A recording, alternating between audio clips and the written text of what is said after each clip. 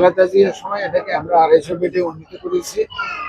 এখন আমরা কি দেখছি, আমাদের ডাক্তারের স্বল্পতা রয়েছে, আমাদের নার্সের স্বল্পতা রয়েছে, আমাদের পরিচ্ছন্ন কর্মীর স্বল্পতা রয়েছে, তার উপরে ঔষধের স্বল্পতা।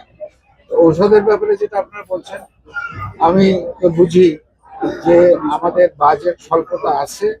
তার উপরে যদি সেই বাজেটটাকে 100% কাজে লাগানো যেত, তাহলে হয়তো আরেকটু ফ্রি মেডিসিন দেওয়া যেত।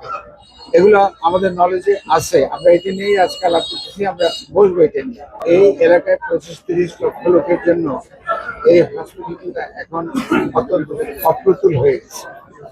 এটা সিট বাড়াতে হবে, এটা কলেবার বাড়াতে হবে, এটা বাজেট বাড়াতে হবে, ম্যান পাওয়ার বাড়াতে হবে। এগুলো আমরা সব শুরু করেছি, কাজ শুরু করেছি, ইনশাল্লাহ আমরা করতে পারবো।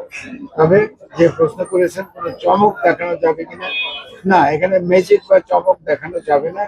আমাদের প্রত্যেকটা কাজ হিসাব নিকাশ করে, সময় উপযোগী করে, আম, আম, যেভাবে সরকারি নিয়ম কানুনের মধ্যে করে সেইভাবেই আমরা করার চেষ্টা করব।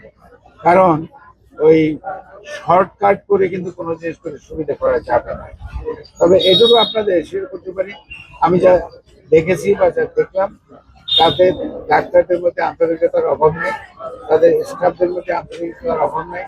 তারপরে যে অন্যান্য অ্যাডমিনিস্ট্রেটিভ অফিসার আসছে, আইন শৃঙ্খলা বাহিনীর অফিসার আসছে, সবার সঙ্গে কথা বলছি। আমার মনে হয় এই দুরবস্থা থেকে আমরা অচিরেই পরিত্রাণ পাবো।